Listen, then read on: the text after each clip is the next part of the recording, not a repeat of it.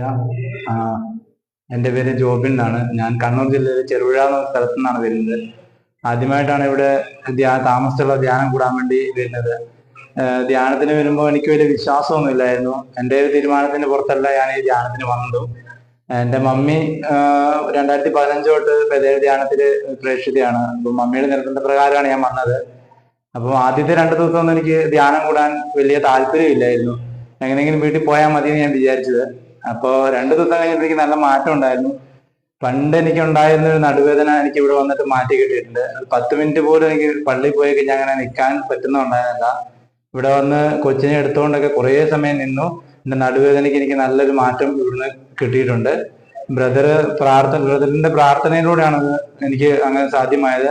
Brother പ്രാർത്ഥിക്കാൻ പറഞ്ഞപ്പോൾ ഞാൻ എൻ്റെ നടുവിന് ഇങ്ങനെ കുരിശ് വരച്ച് കൈ നടുവിൽ വെച്ച് ഇങ്ങനെ പ്രാർത്ഥിച്ചപ്പോൾ എനിക്കൊരു തണുപ്പ് പോലെ ഇങ്ങനെ അനുഭവപ്പെട്ടു. അപ്പോ ഞാൻ ആദ്യം വിചാരിച്ച ശരീരം ഇങ്ങനെ വേർത്തൊടുകുന്നതുകൊണ്ട് വേർപ്പിന്റെ ആയിരിക്കും എന്ന് വിചാരിച്ചേ. അപ്പൊ എനിക്ക് കുനിഞ്ഞു കഴിഞ്ഞപ്പം നടുവിനൊരു ഒരു ഫ്രീ ആയ പോലെ എനിക്ക് തോന്നി. കുനിയാനൊക്കെ പറ്റുന്നുണ്ട്. അപ്പൊ ഞാൻ അന്നേരം സാക്ഷ്യം പറഞ്ഞില്ല, കാരണം ഇടയ്ക്ക് എനിക്ക് ഇങ്ങനെ വന്നും പോയി നിൽക്കുന്ന ഈ വേദന.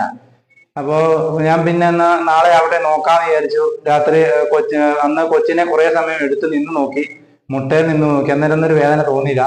പിന്നെ രാത്രി കടന്നിട്ട് എണീക്കുമ്പോഴും രാവിലെ ഇതേപോലെ ഒരു വേദനയുണ്ട്. രാവിലെ കടന്നിട്ട് എണീറ്റിട്ട് കുറെ സമയം ഇങ്ങനെ ഇരുന്ന് നോക്കി. അപ്പൊ ഞാൻ അന്നേരം ഒന്നും എനിക്ക് ഇങ്ങനെ ഒരു വേദന തോന്നിയില്ല. അപ്പം ഇവിടെ വന്ന് ധ്യാനം കൂടിയപ്പോൾ എനിക്ക് ദൈവം മാതാവ് എനിക്ക് എന്റെ നടുവേദന പൂർണ്ണമായിട്ടും എനിക്ക് മാറ്റി തന്നതായിട്ടാണ് ഞാൻ വിശ്വസിക്കുന്നത്. ഇനിയുമുള്ള ധ്യാനങ്ങളിൽ ഏകദിന ധ്യാനത്തിനൊക്കെ പങ്കെടുക്കണമെന്ന് വരാൻ സാധിക്കുമെന്ന് വിചാരിക്കുന്നു. ദൈവം അനുഗ്രഹിക്കട്ടെ. ഈശോയ്ക്ക് സ്തുതി.